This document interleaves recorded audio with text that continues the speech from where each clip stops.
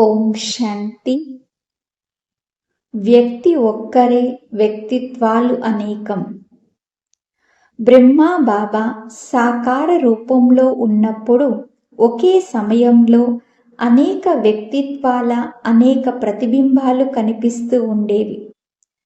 ఈ విషయాన్ని స్పష్టం చేసేందుకు ఒక చిత్రాన్ని ఉదాహరణగా ఇవ్వడం ఉపయోగకరంగా ఉంటుంది.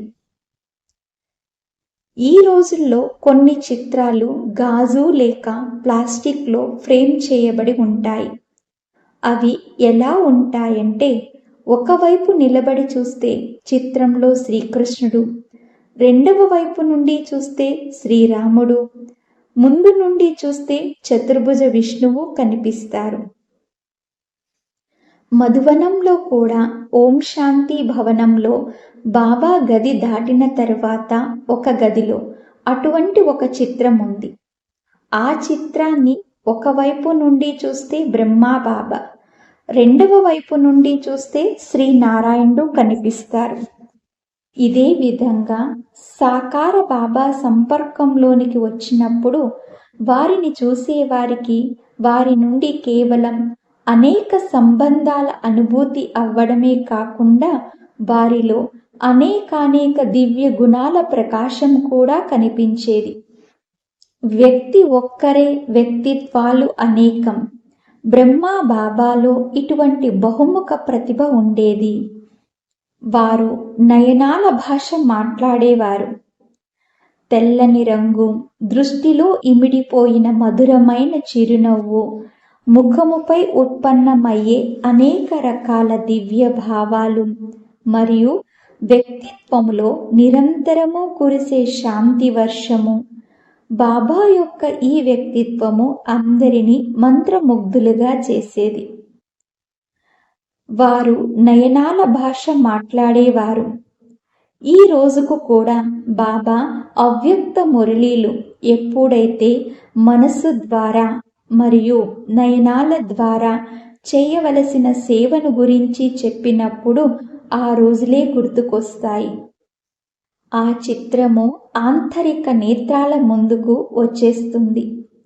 దూర దూరాల నుండి జనులు వచ్చి బాబా ముందు ఏ ఆశతో కూర్చుంటారంటే, తమ మనస్సులో ఏవైతే ప్రశ్నలు ఉండిపోయాయో వాటిని స్వయం వారినే అడుగుతామని భావిస్తారు. ఎందుకంటే బాబా కంటే మంచి సమాధానము ఇంకెవరు ఇవ్వగలరు? కొన్ని ప్రశ్నలు జ్ఞాన సంబంధమైనవి, కొన్ని ప్రశ్నలు తమ స్థితిని యోగం యొక్క ఉన్నతమైన ఆసనంపై స్థితం చేసుకునేందుకు సంబంధించినవి. అయితే బాబా ముందు కూర్చున్న తర్వాత వారు మూగపోయేవారు. వారు బాబాని చూస్తూ ఉంటారు, బాబా వారిని చూస్తూ ఉంటారు. దృష్టి ద్వారానే మాటలు జరిగిపోయేవి.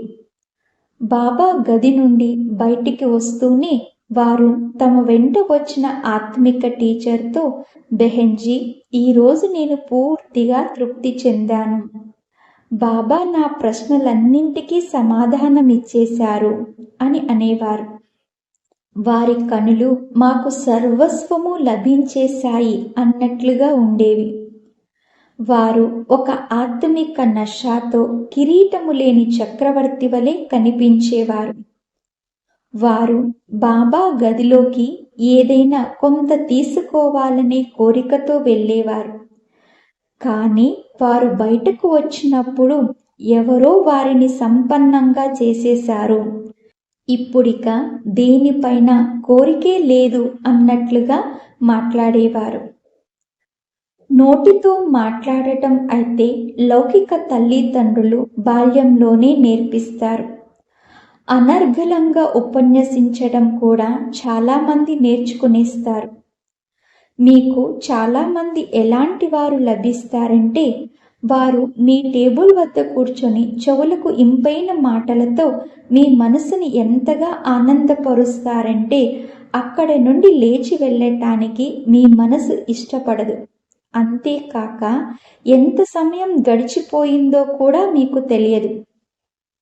అయితే ప్రపంచంలో ఒక వ్యక్తి ఎదురుగా కూర్చోవడం ద్వారా మాటలేమీ మాట్లాడకుండానే సమస్యకు సమాధానం లభించడం, లేదా మనం మన కథను ఇంకా వారికి చెప్పకుండానే వారు మనలను వారి దృష్టి ద్వారా తృప్తిపరచడం, అనగా మనమింకా మన విజ్ఞప్తిని వారికి తెలియచేయక ముందే మన విజ్ఞప్తికి ఫలితం మన ఎదురుగా వచ్చేయడం, ఇలాంటి వారు ఎవరైనా ఉన్నారా? ఆత్మకు విశ్రాంతి లేక నెమ్మది లభించడం, మార్గంలో వెళ్ళే వారికి మార్గదర్శకుడు లభించడం, ఆధారం లేని వారికి ఆధారం లభించడం, అది కూడా మౌన భాషలో. పక్కనే కూర్చుని ఉన్న మూడవ వ్యక్తికి కూడా తెలియకుండా నేరుగా మన మనసులో స్థిరంగా నిలబడిపోయేలా చేసేవారిని ఎవరినైనా చూసారా? కనుక ఇటువంటి వారు మన సాకార బ్రహ్మబాబా. బ్రహ్మబాబా సమానంగా అయ్యే విషయం గురించి చాలాసార్లు ఎప్పుడైతే మనం ఆలోచిస్తామో లేదా చర్చిస్తామో అప్పుడు మనం కూడా మనసు యొక్క భాష మాట్లాడటం నేర్చుకోవాలి. దృష్టి ద్వారా మాట్లాడే కళ మనకి కూడా రావాలి. అప్పుడు మనం కూడా ఇతరులని స్థూలం నుండి సూక్ష్మంలోనికి ఎక్కువలో ఎక్కువ తీసుకువెళ్ళొచ్చు అనే ఆలోచన కలుగుతుంది. బాబా యొక్క మనస్సు నేరుగా ఎదుటివారి మనసు లోపల ఎలాంటి ఉత్తేజాన్ని కలిగించేదంటే తద్వారా తనంతకు తానుగా వారికి సమాధానం లభించేది.